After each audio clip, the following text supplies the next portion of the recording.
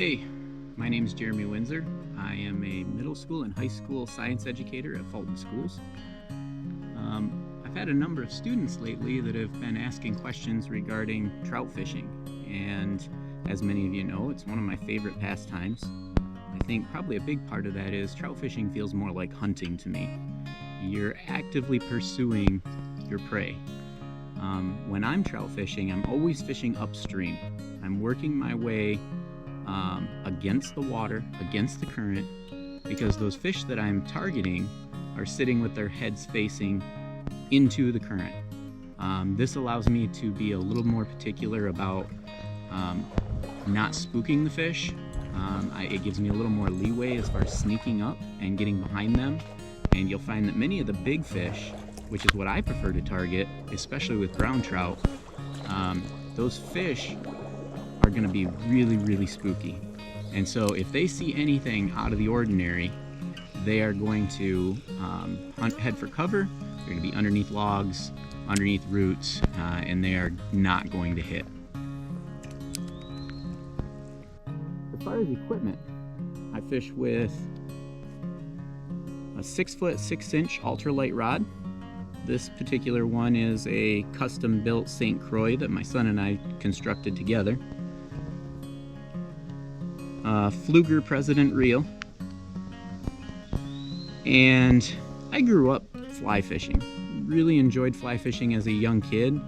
But as I'm targeting larger fish, I tend to find that it's easier for me to target those fish using things like body baits or spinners.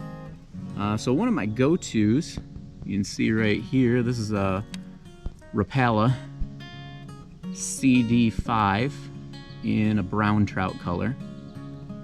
I switched over to this from using a gold one earlier, and before that I was also using a silver one. I'll tend to flop around with regard to the color. Not that I think it really matters. I think presentation is more important than color. But in this aspect, I was getting some more fish rolling on that duller color versus the bright metallic colors. This is Rapala's sinking variety of body bait. I like the extra weight on this because it allows me to get deep inside some of these holes on this small tributary. These fish, especially the bigger ones, are holding tight to cover in deep holes where they feel safe. And so I'm targeting them with what they are consuming as food, being the minnow species that's in this creek. Another thing that I actively fish with often, Mepps makes some pretty good inline XD spinners. I also fish a lot with Panther Martin spinners. If I am targeting bigger fish like I am today, I'm usually using larger baits. I want to mimic what those fish are eating on a regular basis anyway. And especially big fish, they're going to be eating larger minnows, or even being cannibalistic and eating their own type inside of this tributary.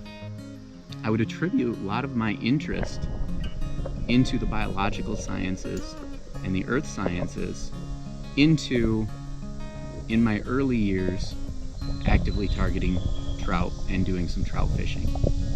There was just an innate interest in the ecosystem itself, you know, kind of an unseen world. What microscopic organisms exist there, and how are those microscopic organisms supplying food to many of the macroinvertebrates that are inside of our watersheds. And then those macroinvertebrates are being consumed by many of our bait fish. And then larger fish are obviously going to consume the bait fish. And then you also have to understand that there's a world of different species of birds, or raccoons, or otters, that oftentimes I don't see when I'm out here fishing, but they're still here. They leave sign. And so there's a predator-prey relationship that's happening that's just extremely interesting to me. As I'm fishing these brown trout, I'm wading upstream. The fish are sitting in the current, facing upstream. Their eyes sit on the top and side of their body. So if I'm coming downstream, or if I make sudden movements to the side of them, I'm probably spooking these fish, and I'm not going to be successful catching large fish in a small tributary when I've spooked them. There's a reason that they've gotten big. And so I need to be mindful of my movements. I need to make sure that I don't appear to be a predator to these fish. And I want them comfortable as I'm casting to them. That's how I'm going to be more successful. So take some time, explore local tributaries, explore local trout streams.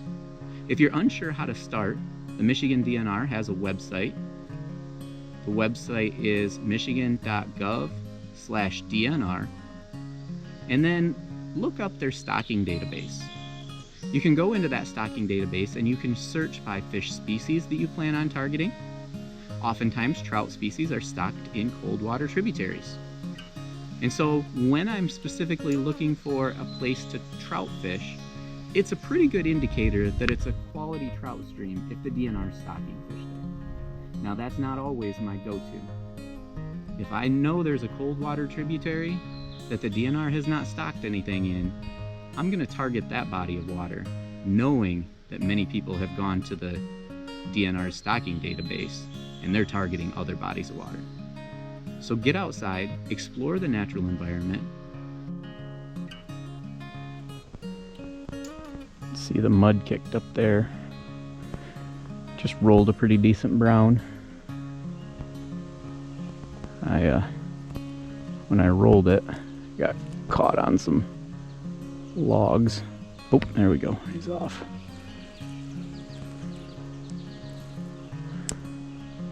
Let's see if we can get him interested again.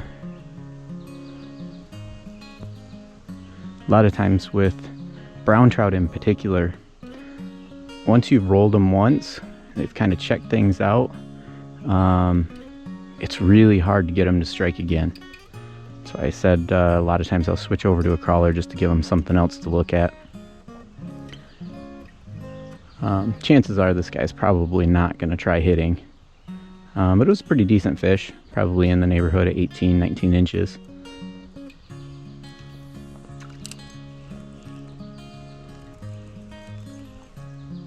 Oh, he's looking.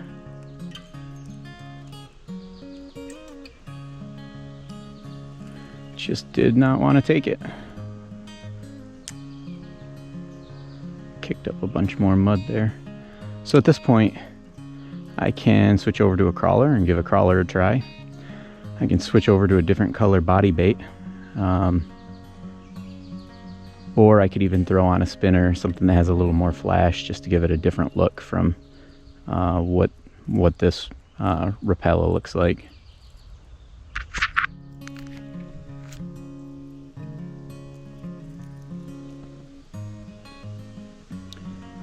So I'm going to switch over to CD5. This is Rapala's sinking lure. CD5 is probably my go-to size. If I'm fishing smaller streams, I'll run a CD3. If I know I'm fishing for bigger fish, I'll go up to a CD7. But the average river, like this one, I'll predominantly fish this mid-size sinking Rapala.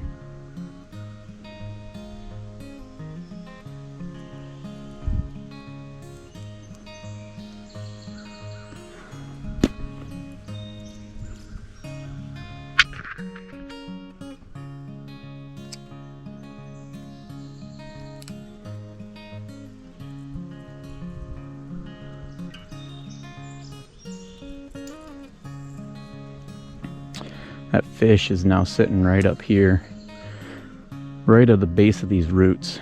It's kind of going up underneath. There's a slight depth change right there on the edge. It's sitting right in there.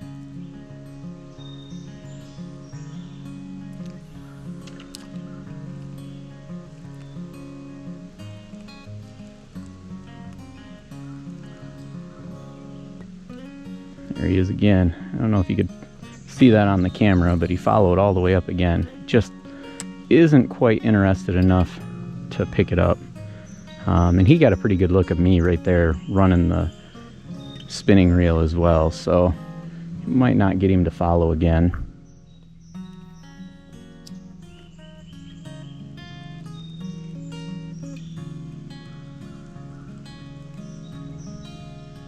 No, nothing there.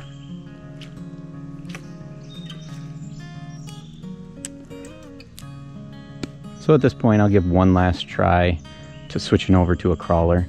The one benefit to fishing this way is sometimes as you're casting into trees and bushes and shrubs, and you can't help but nick the fishing line on things every now and again. As I'm actively changing over here all the time, I know that I've got a good knot, and I know that I've taken out some of those extra nicks or cuts that happen in the line while I'm kind of doing this combat fishing inside of heavy cover. So flip it over and give it one more try and see if a worm will do us any good.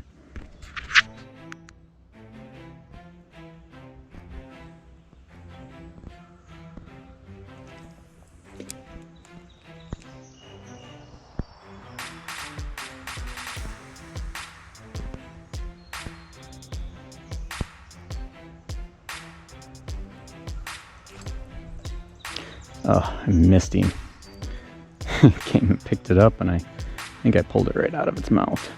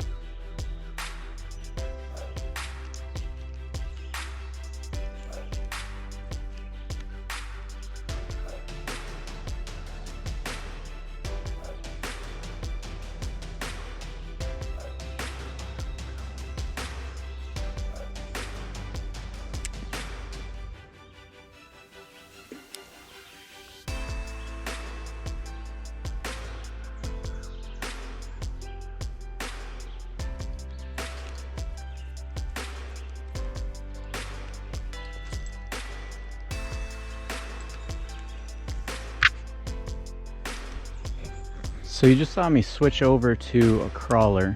I was casting the Rapala to begin with, wading upstream, and I had a pretty decent fish come out of that hole right there, right underneath where that tree's roots are sitting on the bank. So there's probably an undercut bank where that water is coming through underneath, and it's probably sitting right tight there.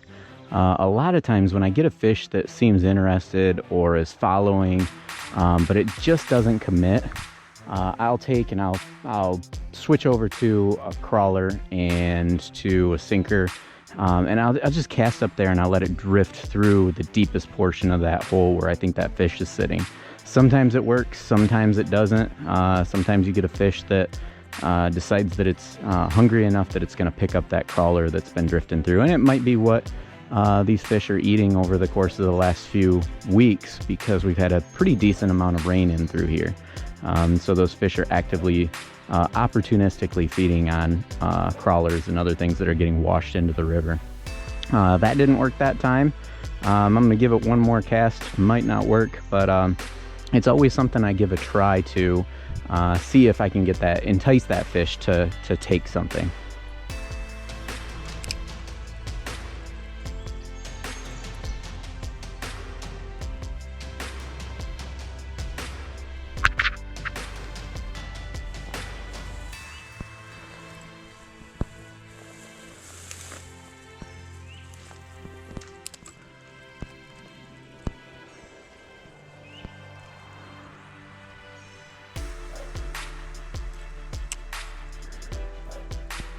We can get up underneath that limb there.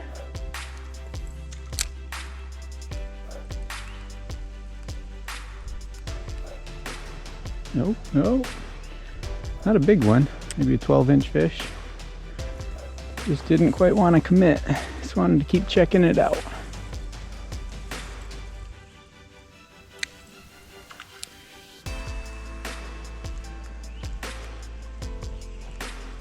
Oh, that was a nice fish.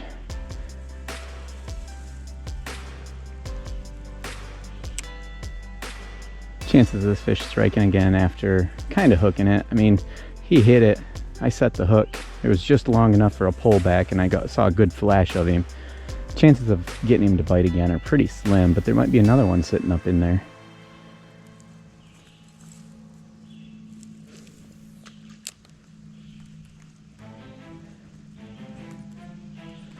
And again, you can see me really targeting those trees that are right on the shoreline where I know there's an undercut bank. A lot of people will overlook those, or they'll fish in the front or behind of them, and they won't get right up underneath the base of them. That's where your biggest fish are gonna sit.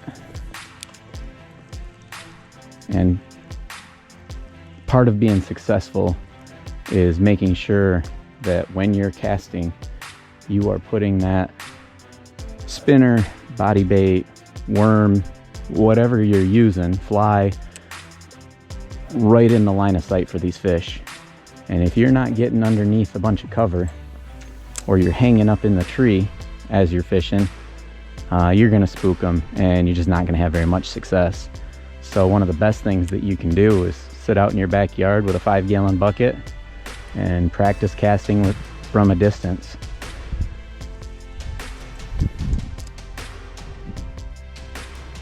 See me use a slingshot cast quite often, just because that slingshot cast helps me get underneath all the cover that's growing over top of the stream itself.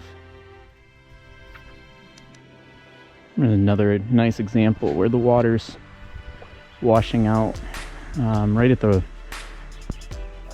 base of the tree.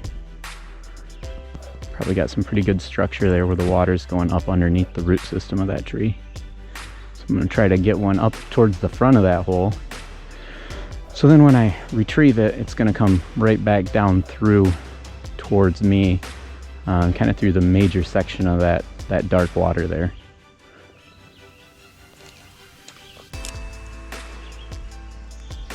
Didn't quite get at the distance I wanted.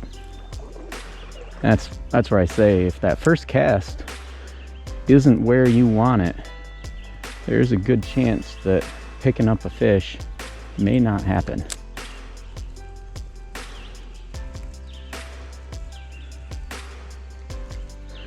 especially when brown trout fishing. They are wary of any movement.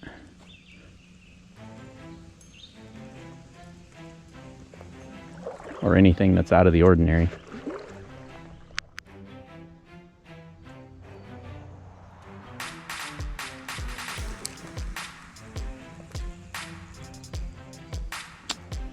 You can see that fish sitting there that just gave it a look. Probably a 12-inch fish. Not big. Not big enough that I'm gonna really spend a lot of time targeting him. But those fish still are fun.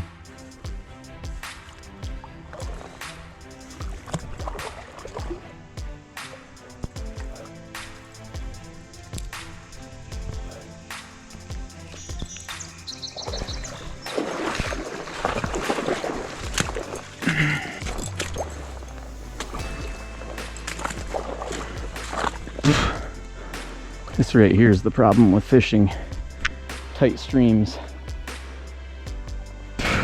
That's a big fish.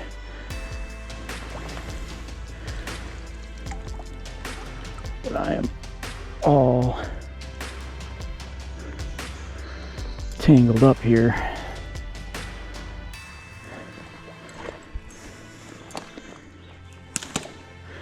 See if I can do this without spooking it, because as soon as I spook it, it's gonna be off. See that fish down there?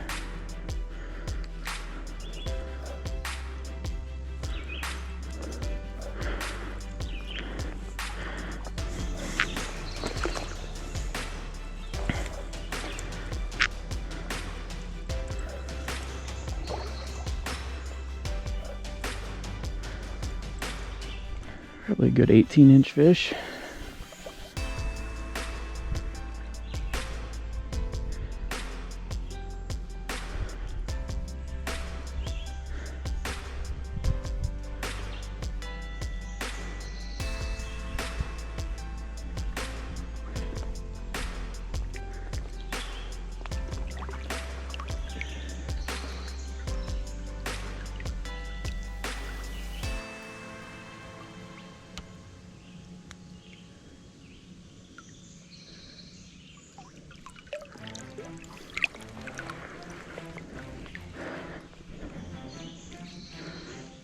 Oh, it's all tangled up in there bad.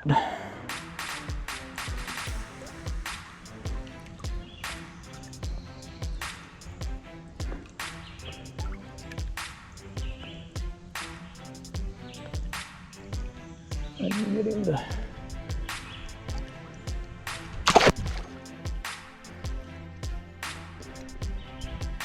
Not exactly sure how I got that out of there, but beautiful fish.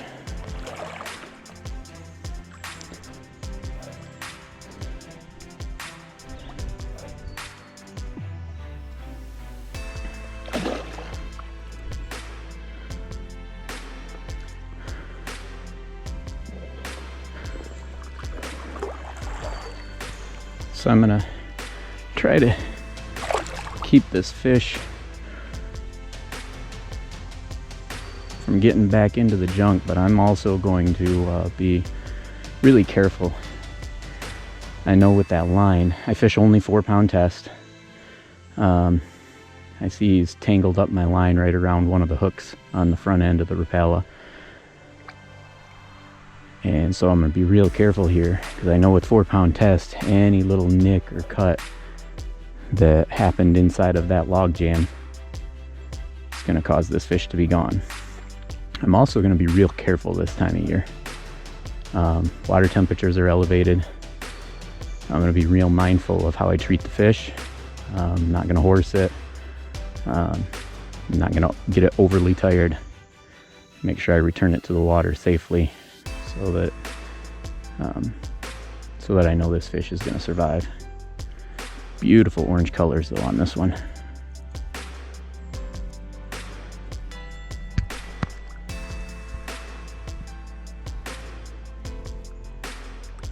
It's a little bigger than I thought he was. Big hook jaw on him. He's going to be pushing 21.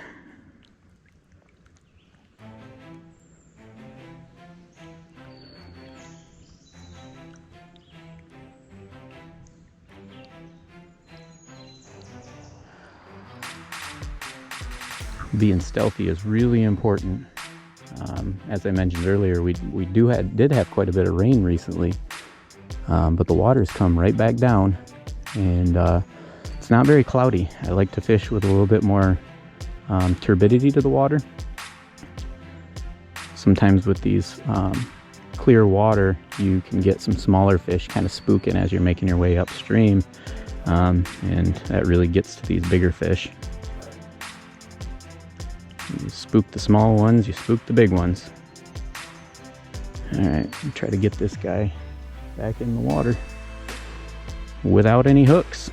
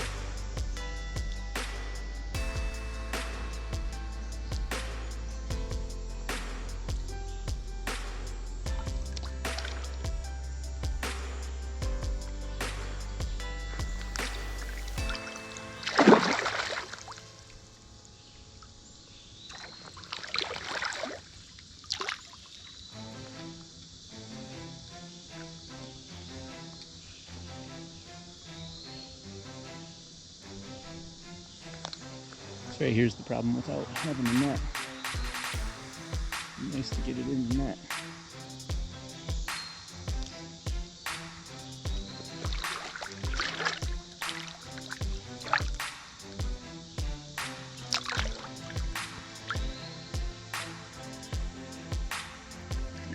How's that for a fish? Beautiful big old buck.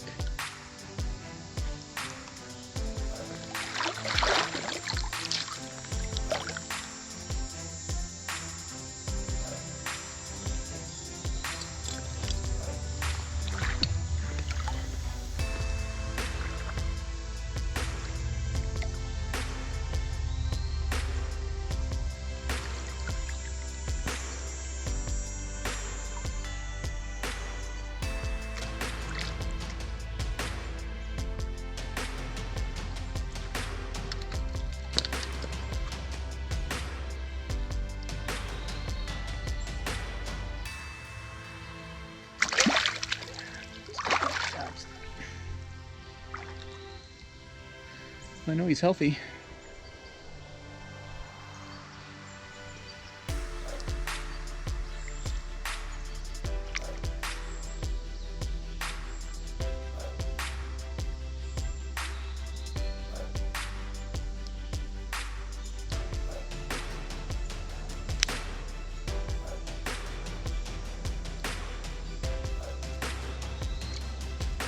Here we go.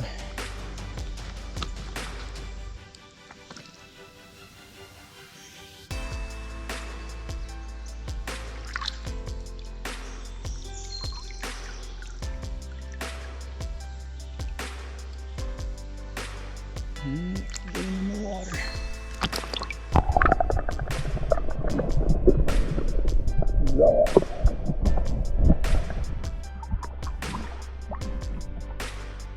Just a browns in these small tributaries. Fishing with ultralight rod and 4-pound test. There's nothing more exciting.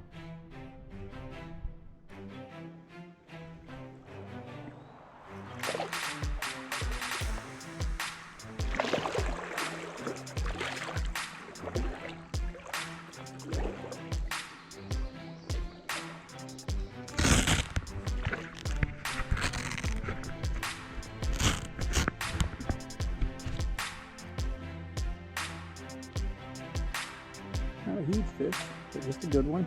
Probably 12, 13, 14 inches maybe.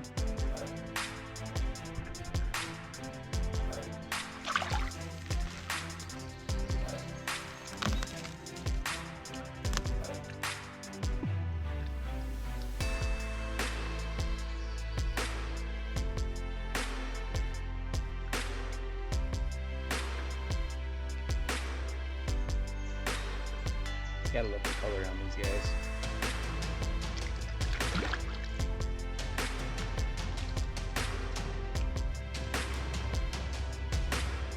Unhook here and get him on his way.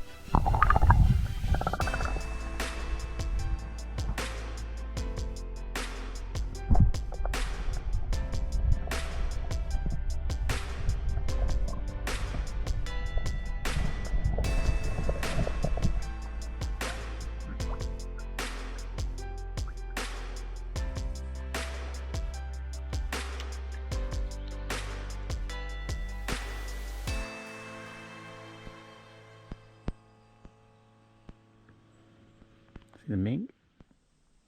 Oh, there's another one.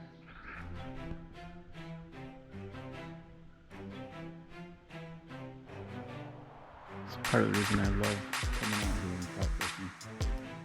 If you remain quiet, you never know what you're going to see.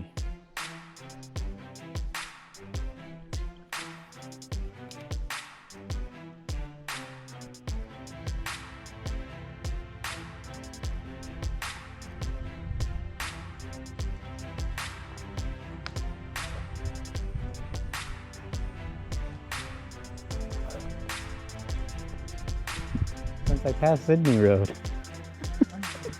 No, don't be.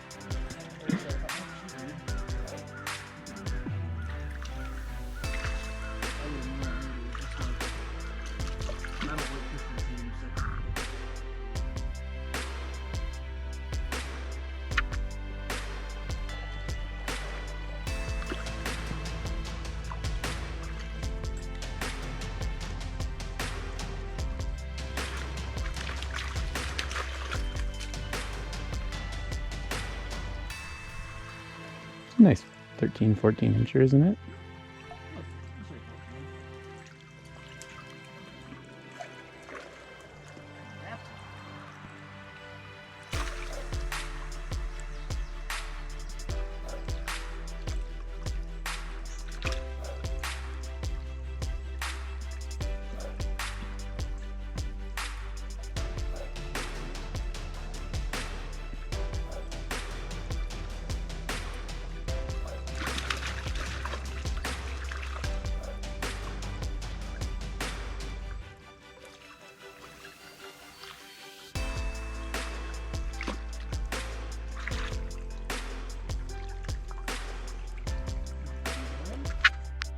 Brown.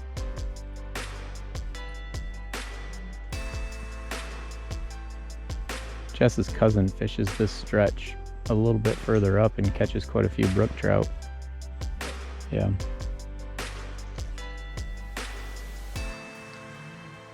Spring or like this time of year? Pretty much all year.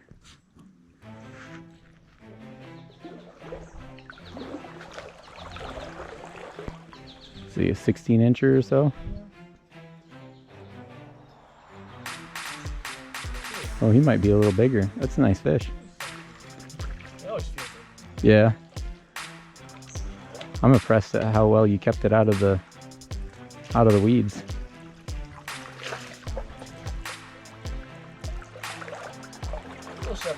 Yeah, pretty fish.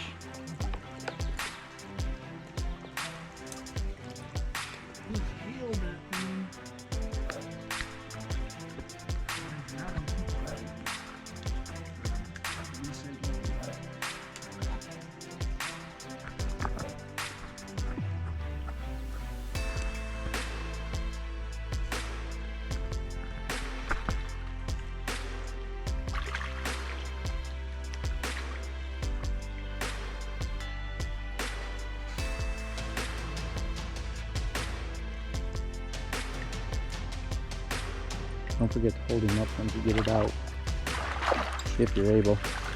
Did you get it? Yeah, actually came right out. Cool.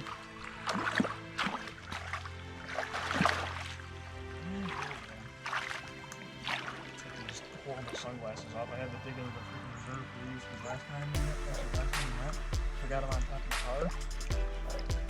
Gone. Oh.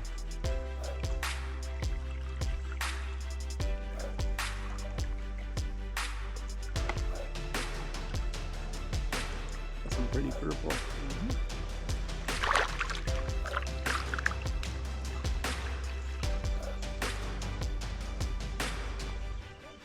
Cool.